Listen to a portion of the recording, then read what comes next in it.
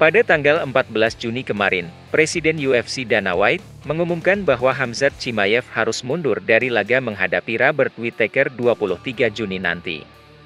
Chimaev dikabarkan harus dilarikan ke rumah sakit karena suatu penyakit yang belum bisa dikonfirmasi. Dikabarkan pula, saat berada di kamp latihan, Chimaev harus berulang kali dibawa ke rumah sakit. Kemungkinan besar hal tersebut berhubungan dengan pemotongan berat badan. Chimaev memang memiliki histori yang kurang baik soal pemotongan berat badan. Saat akan menghadapi Nate Diaz pada UFC 279 tahun 2022 lalu, Chimaev gagal memenuhi berat badan, dan harus bertarung di catchweight. Solusi pun diberikan oleh UFC. Chimaev diperbolehkan untuk naik kelas ke kelas menengah, dan diberi privilege untuk menghadapi fighter top 10 kelas menengah.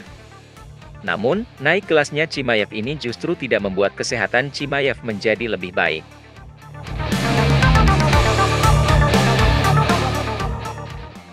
Dan kita pun jadi bertanya-tanya, ada apa dengan kesehatan fighter asal Ceknya ini?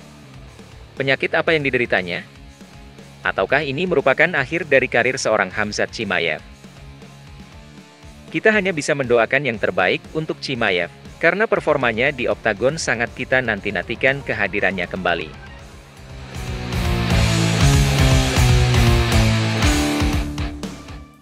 Yang jelas event UFC Fight Night pertama di Arab Saudi ini harus tetap digelar. Tentu UFC pusing 7 keliling untuk mencari pengganti yang tepat untuk menggantikan posisi Chimaev. UFC pun sempat menawarkan posisi itu kepada mantan juara kelas welter, Kamaru Usman, dan mantan juara kelas menengah, Sean Strickland. Namun keduanya menolak. UFC pun tidak punya pilihan lain. Whittaker yang saat ini berada di ranking 3, tidak punya banyak pilihan tersisa.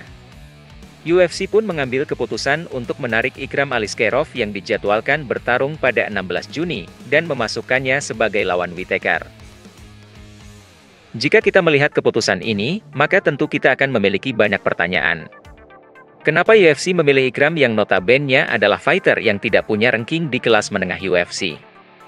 Ikram pun baru memiliki 2 pertarungan di UFC, itu pun menghadapi fighter-fighter yang relatif tidak dikenal.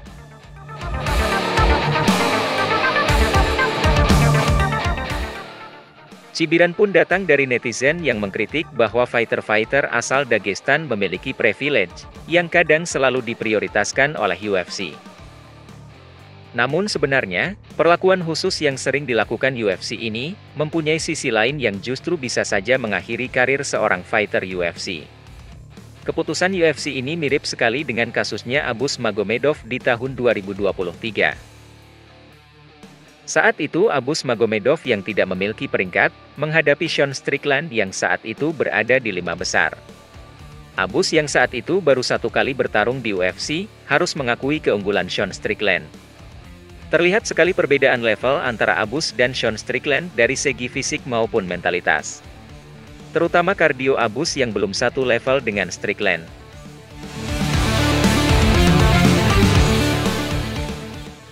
Dan karir Abus Magomedov sekarang tergolong stagnan. Namanya seolah tenggelam, dan saat ini memiliki rekor 2 kemenangan dan 2 kekalahan di UFC.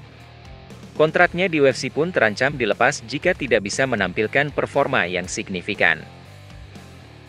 Apakah seorang Ikram Aliskerov juga akan mengalami hal yang serupa? Di atas kertas memang pengalaman yang dimiliki Robert Whittaker memang jauh di atas Ikram Aliskerov. Whittaker sendiri sudah bertarung di UFC semenjak 2012 dan pernah menjadi juara interim kelas menengah di tahun 2017.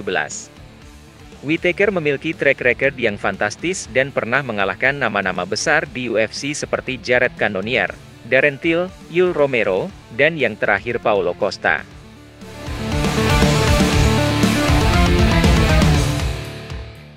Akan tetapi Whittaker bukanlah fighter yang tidak bisa dikalahkan.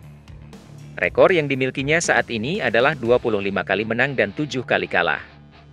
Whittaker sendiri tidak memiliki rahang yang cukup kuat. Karena sebuah jab yang tidak begitu keras bisa membuatnya oleng dan terjatuh.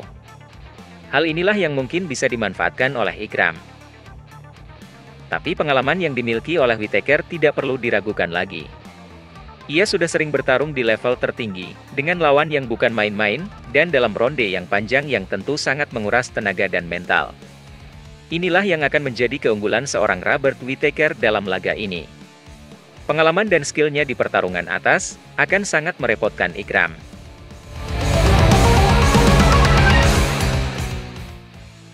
Boleh dibilang Ikram sendiri seperti sedang diroketkan terlalu cepat oleh UFC. Ini adalah sebuah peluang besar bagi Ikram untuk segera menebus 10 besar kelas menengah dan berpotensi memperebutkan gelar juara. Hal seperti ini bukanlah hal yang asing bagi Ikram.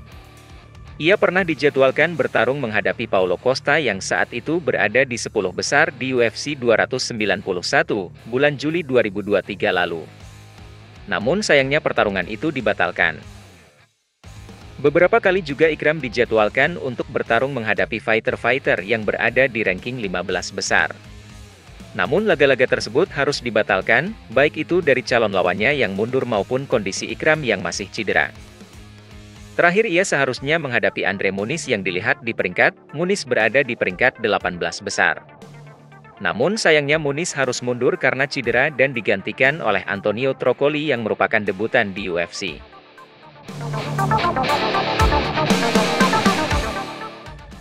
Batalnya Chimaev menghadapi Whittaker sepertinya menjadi sebuah berkah bagi Ikram. Ikram saat ini tidak seharusnya menghadapi seorang debutan UFC. Ikram seharusnya sudah harus menghadapi fighter minimal 15 besar UFC. Kesempatan yang didapat Ikram ini, seperti mengingatkan kita pada sosok Alex Pereira. Saat itu di tahun 2021, Pereira hanya memiliki 2 pertarungan di UFC. Tapi di pertarungan ketiganya, ia sudah dihadapkan dengan Sean Strickland yang saat itu merupakan fighter penghuni 10 besar kelas menengah. Alex Pereira pun membuktikan dirinya memang pantas di posisi menjadi penantang juara. Setelah mengalahkan Strickland, Alex langsung diberikan kesempatan untuk menantang gelar juara saat itu, Israel Adesanya.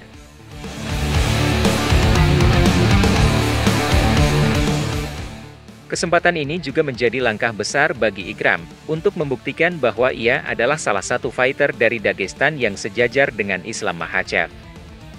Untuk memenangkan pertarungan, Ikram tentu bisa memaksimalkan keunggulan yang dimilikinya, yaitu pertarungan bawah. Walaupun sebenarnya Ikram memiliki kekuatan di pukulannya, Ikram seharusnya tidak mengambil resiko untuk bertarung frontal dengan fighter yang berpengalaman seperti Whittaker. Keunggulan gulat dan grapplingnya menjadi kuncinya untuk meraih kemenangan. Terlebih, dukungan dari penonton di Arab Saudi seolah membuat Ikram Aliskerov sedang bertarung di rumahnya sendiri.